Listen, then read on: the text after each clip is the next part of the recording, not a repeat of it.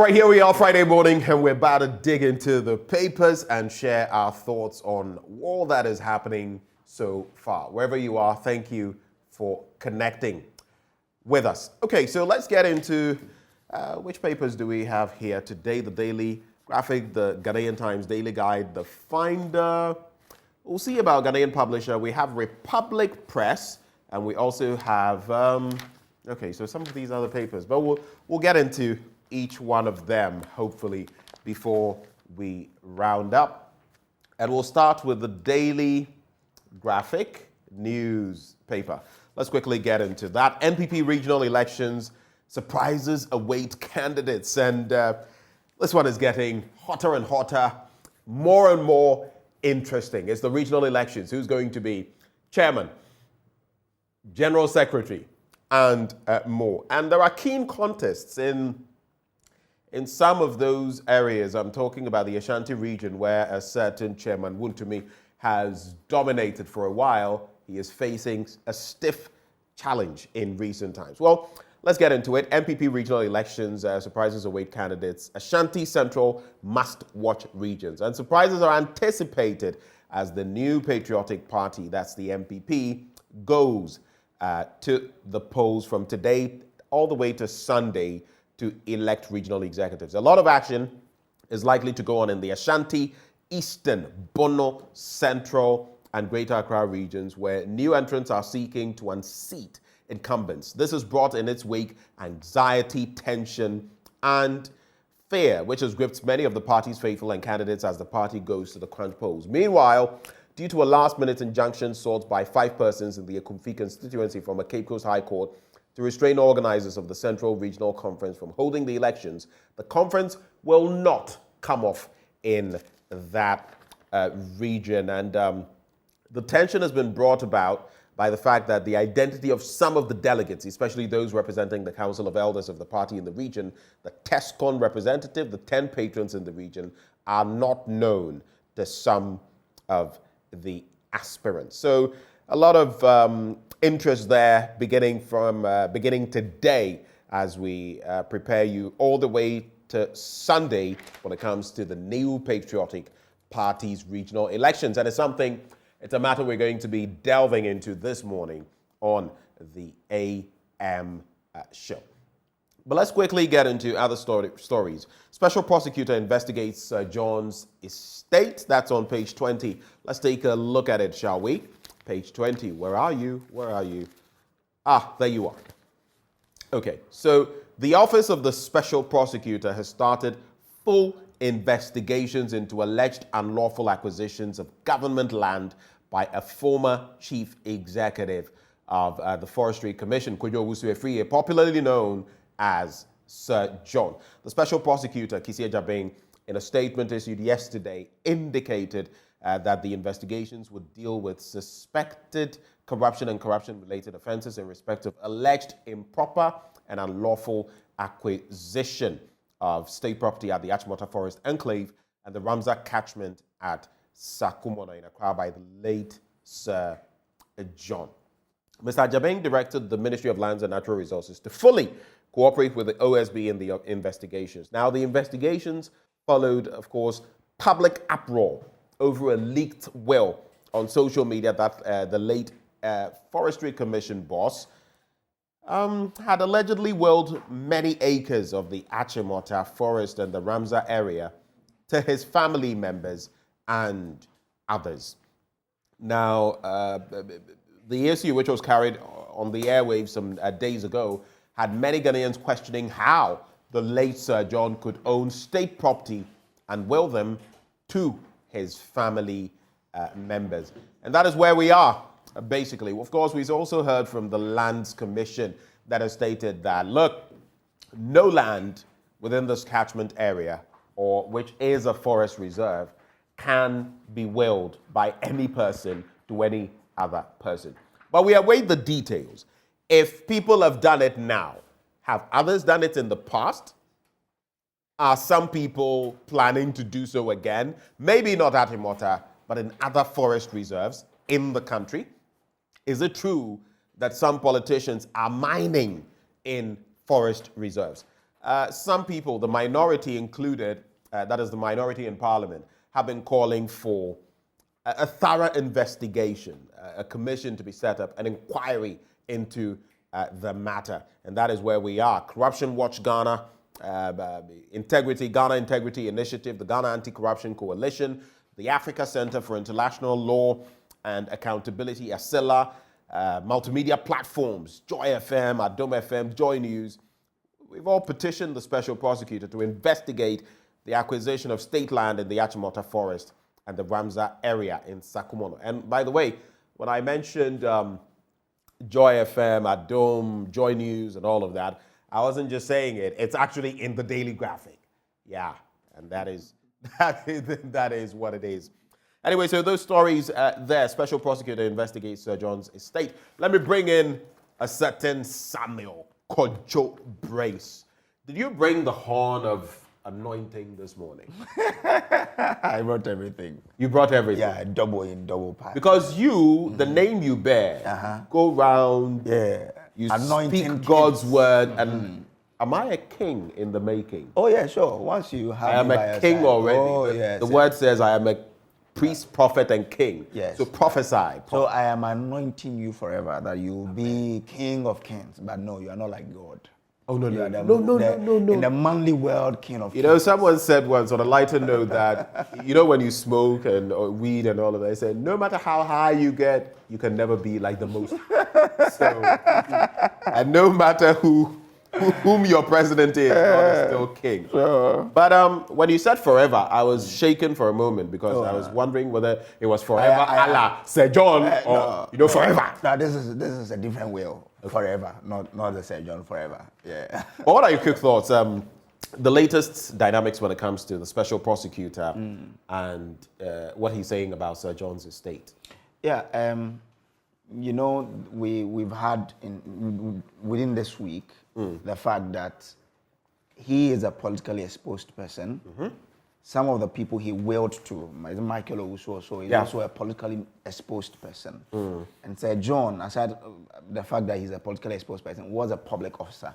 And if you look at some of the things in there, then it's predisposed or pre-exposed. It tells us that the SP can come in here and find out how you acquired all of that. And so, it's right that he comes in at this time to look at it. A lot of Ghanaians have had a lot to say about this particular will since it came public. So the special prosecutor is doing his job as our prosecutor general. What do you think about those who are saying a thorough investigation? Because you know why? I am sure, I think I've heard the likes of Martin Kpebu and others. I'm sure today it is Sir John. But I'm sure if we took a look back a bit, we might just snag some others who have also, in fact, who have willed part of our forest reserves out there, not just Achimota, and who may even be planning to do so. So, I mean, we should go into the past as well. This should be retrospective. People from erstwhile regimes, have they done the same? Are they complicit? Because if Sir John could do it, it means others may have done it, and on whose example he stood. And this, sometimes I reflect, it's heartbreaking because, listen, the youth of this country, especially, are suffering in myriad ways. Yeah, very much so. You look at people out there, and I have so many friends. I know so many. It's grace, Sometimes when because you have colleagues from back then who were first-class students and good, Charlie, when you see some of them today, in a system like ours. So all of that going on. Yet some people have cornered, a small percentage of people, cornered the wealth of the country. And on mobile I would want the authorities, we must praise probably the lands minister for the sort of effort he's putting. Now he's requesting for all documents in relation to the forest. We need to understand which sort of reserve is he talking about. We've been educated that even there's a hotel around that area, there's a Fiesta Royale or so. All of Oh, that, yeah, Fiesta Royale. all of that is sitting on land that previously used to be. Gimpa, Yes. and other establishments are all sitting on. So I wish that we go to the bottom to find out which reserve is he talking about. And then, like you said, let's go back to find out who and who, because we are hearing that when it comes to state lands, a lot more people have bought state lands. Right. So let us understand the magnitude. What are the of this. dynamics? And now they're even asking for the O family. Any people you've dealt with in the past, giving out any land for whatever purpose within that catchment area, let us know. Sure. Let us see, so we can get into it and Because really it is find out right. what the dynamics are. This is for all of us. It is not for a few people. So we need to understand how it's being managed. If people are deliberately cutting pieces of it and willing it onto themselves and their families, we need to understand and tell them it is not possible. You cannot do that because, look, that thing was taken in the name of Ghana. And all of us form that state called Ghana. So if any portion of that piece is going to go, we need to understand the basis upon which that is being given away. Right. If we are not made to understand, we cannot sit aloof and say it should go. We need to understand the mechanisms people went to, so that you and I, right. if we can also go about and say, okay, I also want a piece of it, because the processes are clear, then that's fine. Right. But if it's going to be done, in the dark, and then we'll all be surprised with someone's will coming out to say, okay, I've willed so and so acres to my nephew, my son. I mean, let me play the devil here. Imagine this will, this last testament of Oswe Free Ampa, yes, sir. Sir John. We're free. A free property nina, a free. Imagine if we had not known it, if we had not got wind of this last testament of Sir John. We wouldn't have known. People likely would have actually taken over some of these. Yeah. And you see, we've done ourselves a great injustice in this country. The asset declaration regime in the past now is just bonkers.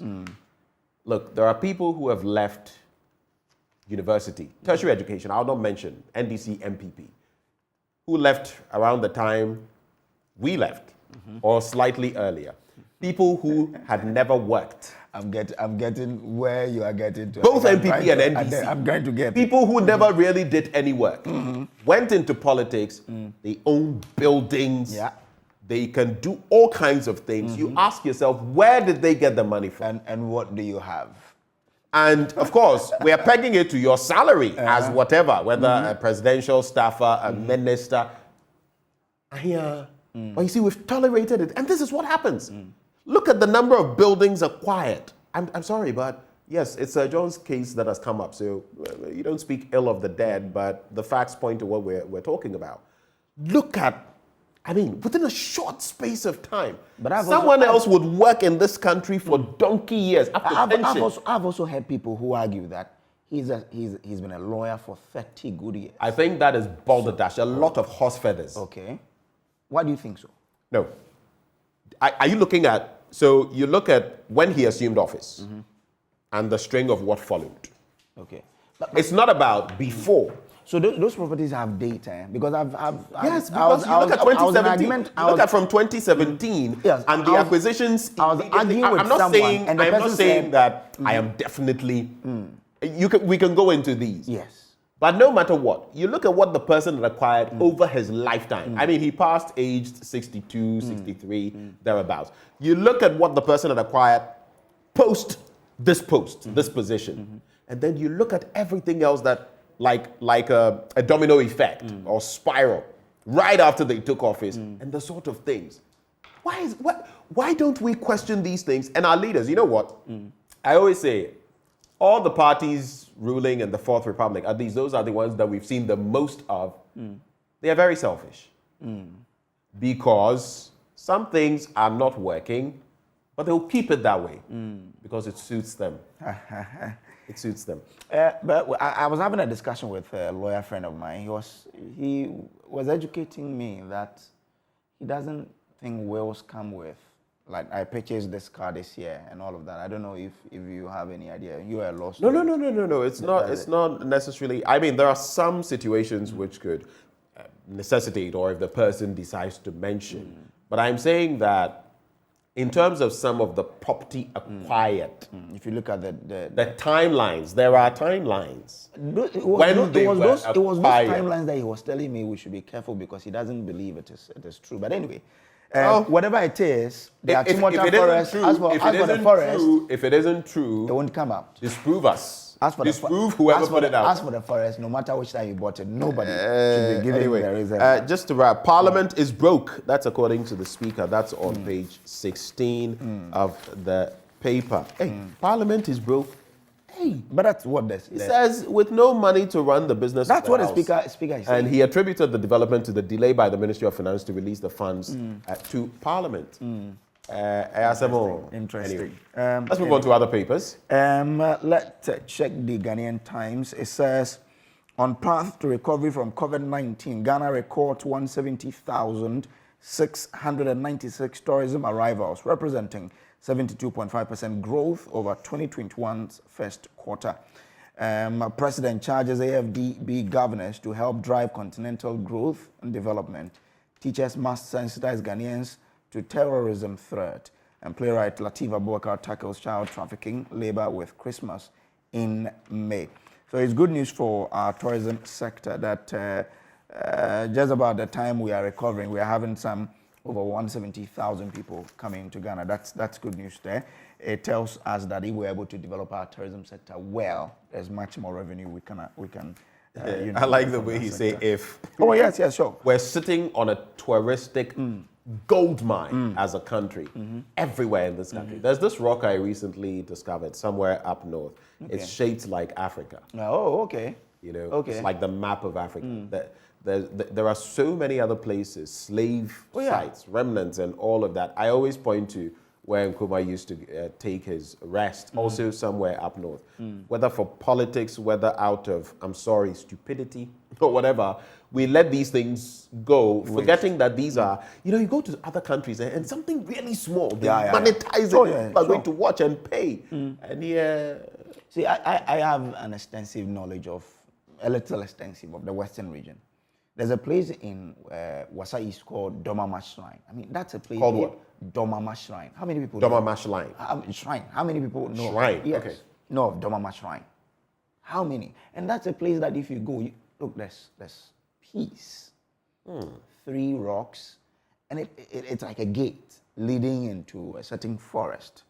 And if it were to be Charlie, bring something out of you. if it were to be another country, the way we would have developed that place. The former DC, who was my former boss, Wilson Arthur, developed it and tried to, he's a marketer, so he marketed the place to drive attention to that place. If Ghana could develop places like that, would be, look, I went to a place in my hometown called Butre. What? The coastline, the environment, the mountains. I mean, it's like a place where, and it's only whites who come there because the road is bad. So you and I will not afford to drive our. So you see what he just said? Bad roads leading to our tourist site. No access to the place. Yes. Yet, even still, because another problem is that intra-tourism is very problematic. And it's also partly owing to the economic circumstances of most Ghanaians. I'm not saying just now, but most people don't even know certain places. But even if, how many people have been to even Paga? But if the roads to most of the tourist sites were better, right, we would have tried. I mean, 2 or 3 of us can use one person's car, and we'll drive to those places. We fuel the car, we go have fun, come back. But because the roads are terrible, it is difficult for you to drive your car through on the road to these places. So you realize that a few of them will come here, drive their big cars, go there and have fun. They know the value because when you go there, you are cut from the noise of the city. Yeah. So you are able to sit, think about life, and plan. But here we are, you and I will not try because I've gone there thrice, but I told myself, no, I won't take my car there again because the road is terrible. I mean, we have to identify these places and we have to identify. It's not about identifying. We know them. Okay. So we know them. So every region. You see how you're doing it. Go to the MCs, we know them. The problem is the right thinking. Look, I always point to when I was in Cuba. Remember the embargo and everything. Even now, things are better. These people have maintained antique vehicles from the 50s and 60s and 70s running. Those are the very ones we would travel in, from Cienfuegos to La Habana and all of those. It's part of their tourism. Do you know people actually go to Cuba just to look at those? There are postcards with just those. They have targeted tourism to the extent that when you go to their beaches, pristine, you can look at a sea and the waters, and it's turquoise. It's like you can see down into the hotels. They have targeted. And we have such places in Ghana. Yes, but I'm saying that how many are they? Exactly. How many? Look at our beaches. So that's a point. Our beaches are places where people go to ease themselves. That's the Ghana attitude where we have to. But in the OT region, my region, there was this place I discovered. I've just forgotten the name. Last year, fantastic. It's like a valley, forest, and the people have lived there for centuries, 5 centuries plus, and they still live like they still have those rustic, ancient ways of doing some things. They get their water from rock and all of that. This is a touristic site waiting to be elevated, given some, not in Ghana. Talk shop. See, it's serious. Look, there's a place called Aketechi in Ahanta West. It has the most beautiful beach front you'd ever see. I'm told there was a signpost, most beautiful beach front in West Africa. The road to the place is so bad. There's another place just a community just by. They have crocodiles. The road is bad. So you and I will not go there to see the crocodiles. We would have to make do with the one up north, you know. So we have to try to consciously develop these things, like the roads especially. Just make the roads accessible, such that I can be comfortable driving my small Opongolo car on it to go and access it, and then we'll be fine. But if we leave it the way it is, and I think we need to be conscious about certain things. We need to deliberately do certain things. We will continue being dependent, being tied to the apron strings of the Bretton Woods institutions, always having budget deficits because we refuse to think, or even if we think, we allow party politics to destroy everything. Yeah. If we begin to put Ghana first, maybe we'll see certain things right in this country. Yeah, let's move on to other papers. Are you done with the Ghanaian Times? Yeah, let's leave it there. All right. Republic Press, breaking the 8. Atachian backs Baumia Allen ticket. Do you think that is a possibility, though? Pairing the two of them? And who would decide to, okay, you be flag bearer and let me be, For me, I think it would inure to the benefit of the party. But is it possible? Would it happen? I don't know. Egos will come in. So, but yeah, if you really cherish what you are looking for, probably that's the best bet to go. Atacha is saying that, isn't it? Yeah. So if they really... So he is member of parliament for Ibuakwa South. He is endorsing the Vice President, Dr. Mahamudu Bawumia, as the flag bearer ahead of the 2020 elections. According to him, the party will save for itself money and the acrimony that characterizes elections. He is also saying that he would like a leading contender for the position, Alan Chamanting, as Baumia's running mate in the lead up to the election. So he has arranged. He has done the categorization. So go with Dr. Mahamudu Bawumia. Let Alan partner him, because Alan is coming on board with the Ashanti, block. That this is the VP. Bawumia, which has not happened, is representing the Northern block as your leader. Well, to me, I think it will be a good pair. But we can't take out ethnic sentiments from our bit. Yeah. And sometimes okay, we've done the Achim bit, and I'm only reflecting what I'm not saying. So now it is, and all the bits about ethnic this, and he's from here, and this and that. Do you think it will work on that tangent? Like people would support it? Because people feel Alan has worked. Though there was a time when the president said that, so yes, you've ceded for me and all that. After me, you are coming. But others would also say that Alan went ahead to contest him after that, and so it washed that away. Some would say, but Veep, this guy was here before you came, so why don't you? I mean, the dynamics are different, but he's vice president as well. Why do we do politics like that? To ask somebody, when did you come? I think it's about competence. Is the person competent to run? It's done everywhere in our country. But I think even at workplaces. We should end it. It's not a matter of Obadabeng. It's a matter of competency. Can you do this? Can this guy do this job? If he or she can, give it to him or her. And let us end this whole thing about when did you come in or what. I think if they believe the vice president has distinguished himself enough to run as the leader of the ticket, let him be, let him go. After all, you are getting the youthful, bit of it, as in the person of Dr. Baumia.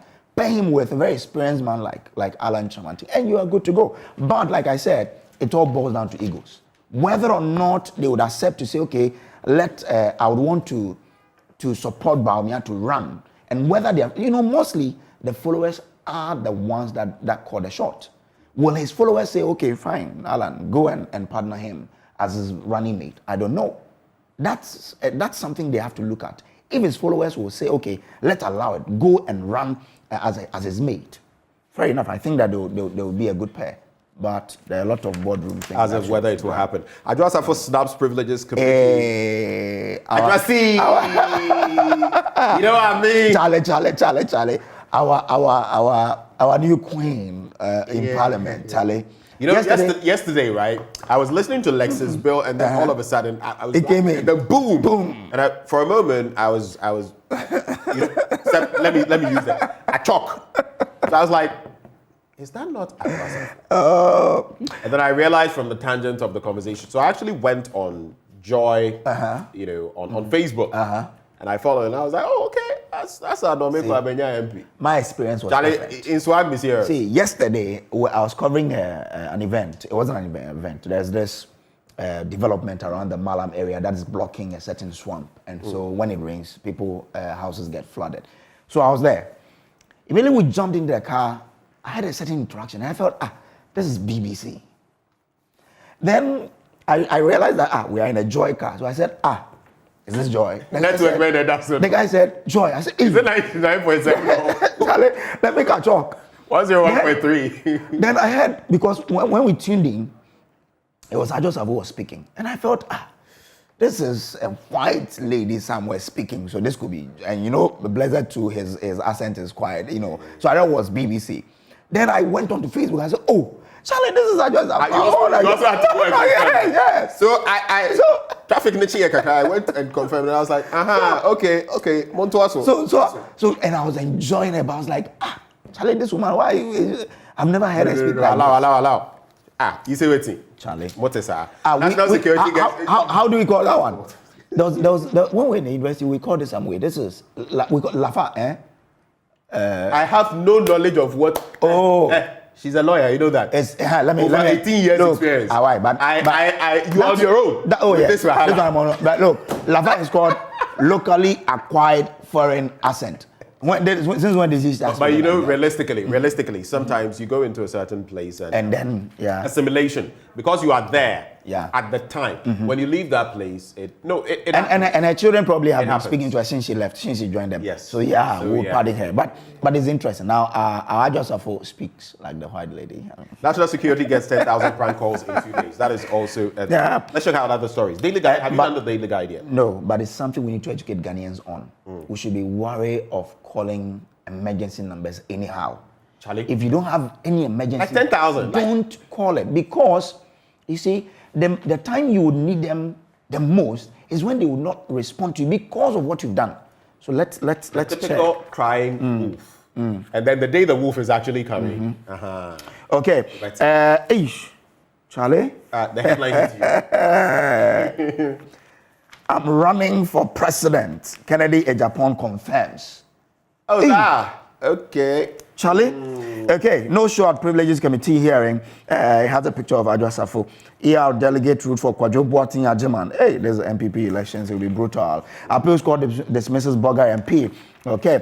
Now, it says the member of parliament for Asin Central, Kennedy Ejapon, has broken his silence for the first time about his presidential ambition in Ghana. He has confirmed that he will contest for the forthcoming presidential primary of the governing New Patriotic Party with the aim of becoming president of Ghana in 2024. This man would hurt a lot of things because, look, he's loved. Yesterday, I interviewed a certain guy at Malam and he said, tell Kennedy that he will become president one day. I said, hey, this one. But let's see how it Ayo. goes. Ayo, the ayo. Are you done? Yeah, I think. What's the entertainment page saying though? The entertainment page. No, that's exactly where you are. Oh, that's where I am, eh? So the next part, Lil Wayne. Lil Wayne impregnated me when I was 16. Oh. Yeah. Patricia. I've seen that story. Yeah, Patricia Freer, ex-wife of popular actor Kwadwo Nkansah Lil Wayne, has made some wild claims about her ex-husband, alleging he got her pregnant when she was only a minor. In an interview with Oheneba One TV, she alleged that the actor met her when she was only 14. As a minor, the actor still went ahead to propose love to her and ended up impregnating her. She also alleged that he used to abuse and maltreat her. That includes not coming home often and leaving her with little money to take care of their kids. Wow. That's okay. There. Leave it there. Yeah, we'll leave it there. The final newspaper, we're getting ready to wind down. National Security Ministry, I think the only story here that we haven't done. National Security Ministry partners NAT in anti-terrorism campaign. And the Ministry of Security is partnering the Ghana National Association of Teachers on its educational awareness campaign dubbed, quote, See Something, Say Something in Accra. Addressing the members of NAT at a meeting, National Security Coordinator Major General Francis Edu Amanfo appealed to teachers to inform state security and intelligence agencies about suspected hideouts of criminals and terrorists. Kudos to Nat for this collaboration. And it is a wrap for me. Yep. I would only wrap with our attitude towards solving problems in Ghana.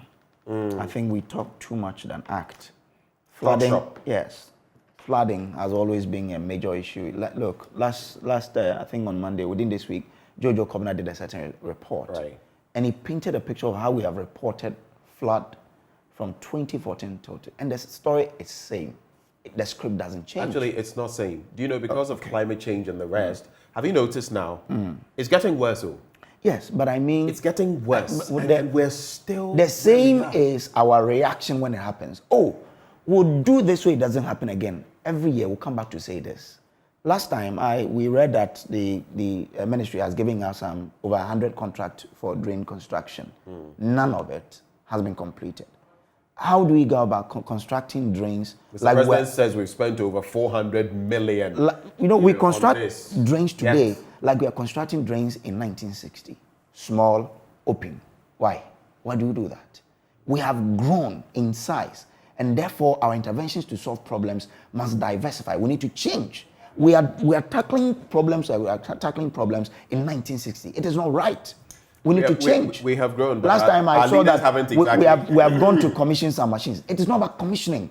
It's about the actual, I saw Odo and I was like, what? We need to get serious as a country. Thank you. And thank you for watching. Up next, sports.